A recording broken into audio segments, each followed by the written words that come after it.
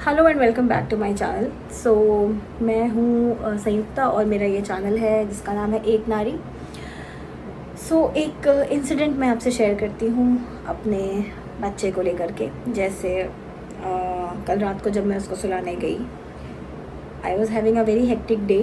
तो मैं कुछ सोच रही थी, मेरे दिमाग में बहुत सारी चीज़ें चलती हैं, बहुत सारी चीज़ें चल रही थी और मुझे फ़ोन कॉल्स आए थे, मैंने बात की थी कहीं, बहुत सी चीज़ें हो रही थी एंड मैं कंटिन्यूसली उस चीज़ के बारे में सोच रही थी when my child came to me and मुझे उसको सुलाना था एक्चुअली। और जब मैं उसको सुलाने गई तो उसकी आदत है हनुमान चालीसा सुनने की, तो हनुमान चालीसा भी बजाया मैंने एंड आई थॉट कि वो सो जाएगा, इतना थका हुआ है, दिन भर उसने खेला है कूदा है तो वो सो जाएगा।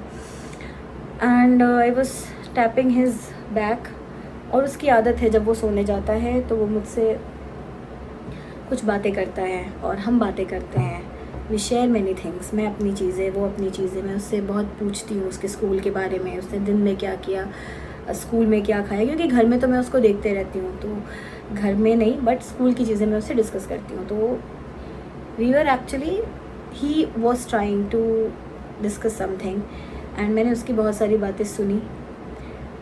पर एक मोमेंट ऐसा आया जहाँ पे मुझे ऐसा लगा कि सो क्यों नहीं रहा है, सो जाए, क्योंकि मुझे अभी कुछ करना है।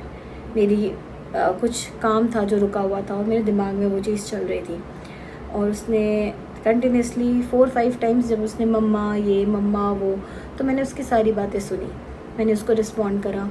बट एक टाइम ऐसा आया जहाँ पे उसने बोला मम्मा, और मैंने बोला सो जाओ चुपचाप, बिल्कुल सो जाओ, कल सुबह में उठना है, स्कूल है, ये है वो है। And he didn't say anything, he wanted to cry but रो भी नहीं पाया और वो धीरे धीरे ऐसे सिसक करके तकिए के अंदर मुंह दबा करके, उसको डर लग रहा था कि अगर वो रोएगा अभी तो मैं उसको मार दूंगी, एक दो थप्पड़ लगा दूंगी या मैं उसको और ज़ोर से चिल्लाऊंगी। ऑल्दो मैं ये बहुत कम करती हूँ, फिर भी उसके दिमाग में ये चीज़ थी। एंड मैं जब भी मेरे से कुछ ऐसा होता है तो इन मोमेंट्स आई रियलाइज़ कि मैंने गलत किया। और फिर मैंने उसको प्यार से हग किया, मैंने कान पकड़ा, मैंने उसको सॉरी बोली एंड उसने बहुत ही प्यार से मेरे सॉरी को एक्सेप्ट किया, मुझे हग किया और मुझे बोला कोई बात नहीं मम्मा, हो जाता है ऐसा कभी कभी। And that time I realised कि उसके पास तो मैं हूँ, वो मुझे अगर अपनी बातें नहीं कहेगा तो वो किसे कहेगा। And I am his comfort zone.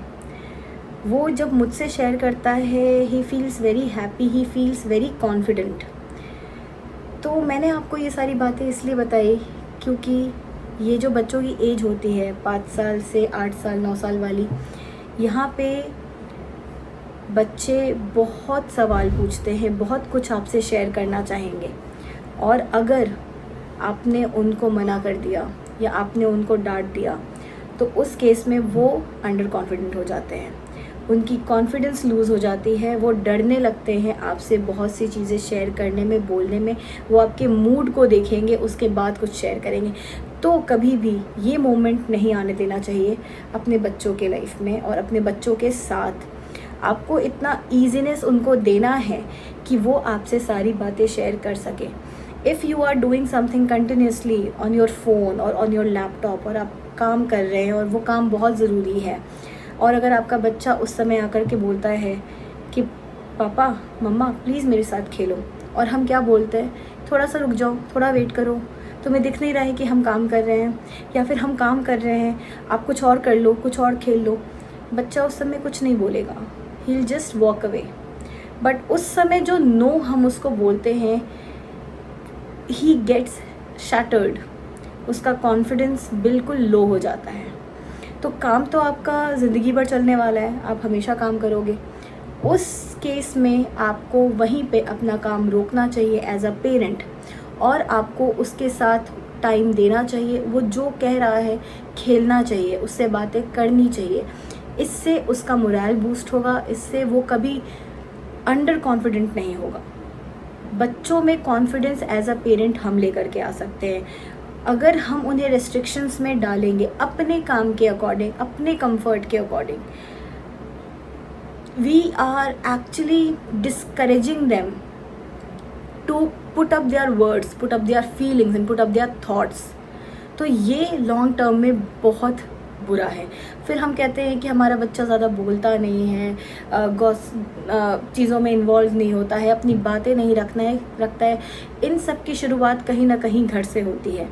अगर आपने घर में अपने वो एनवायरनमेंट नहीं लाया जहाँ पे आपको आंसरेबल होना पड़ेगा उसके हर सवाल के लिए, आपको उसके साथ इन्वॉल्व होना पड़ेगा. अगर आप वर्किंग पेरेंट हो तो आपको डेफिनेटली एक नॉर्मल पेरेंट से कहीं ज़्यादा उस पर ध्यान देना पड़ेगा अगर आप चाहते हो कि आपका बच्चा लाइफ में कॉन्फिडेंट रहे. तो this was the one thing जो मैं आपसे शेयर करना चाहती थी कि अगर आपका बच्चा, आप चाहते हो कि कॉन्फिडेंट रहे आगे आने वाली लाइफ में और एक बहुत ही ऐसा स्टूडेंट या ऐसा बच्चा बन करके निकले जहाँ पे वो कभी डरे नहीं अपनी बातों को रखने के पहले, उसके आउटकम्स क्या होंगे उसके बारे में नहीं सोचे, तो डेफिनेटली आप उसकी शुरुआत घर से कर सकते हो. छोटी छोटी चीज़ों में चेंजेस लाना बहुत ज़रूरी है. छोटी छोटी बातें, छोटी छोटी हरकतें जो आप करते हो, आप अपने बच्चे के साथ कैसा बिहेव करते हो, वो बहुत मैटर करती है.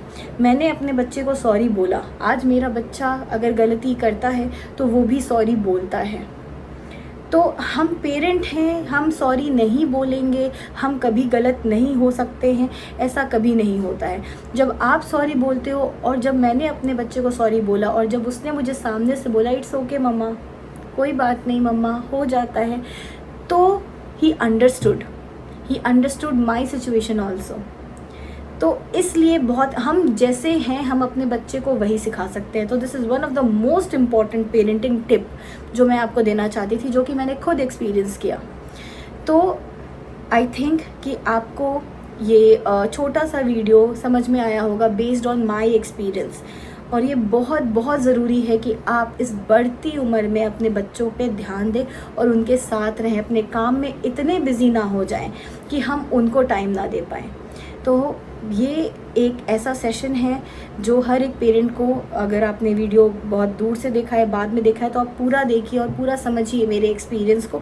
कहीं ना कहीं आप सारे पेरेंट्स ये एक्सपीरियंस करते ही होंगे अगर आपका 4-5 साल का बच्चा है तो बस इतना ही कहना है कि काम बहुत इम्पॉर्टेंट है, लेकिन आपके बच्चे से ज़्यादा नहीं, उसके मेंटल हेल्थ से ज़्यादा नहीं, उसको हमें कॉन्फिडेंट बनाना है लाइफ के लिए, उससे ज़्यादा नहीं. तो इन गलतियों को आप भी ना करें. ये गलतियाँ कभी कभी हम पेरेंट्स हैं तो हो जाती है, लेकिन आप उसको ओवरकम कर सकते हो, आप उसको मेकअप कर सकते हो एक सॉरी बोल करके. वो रात का टाइम था जब मैंने उसको सॉरी बोल करके उसको हंसाया, उसके साथ बहुत सारी बातें की, वो पीसफुली सो पाया. अगर आपका बच्चा रो करके सो रहा है, सुबह उठ करके भी उसका मूड वैसा रहेगा. तो आपको वो healthy night, healthy environment create करना है. So that's all for today. I hope you like the session. तो मेरे चैनल को लाइक कीजिए, शेयर कीजिए, सब्सक्राइब कीजिए. Thank you.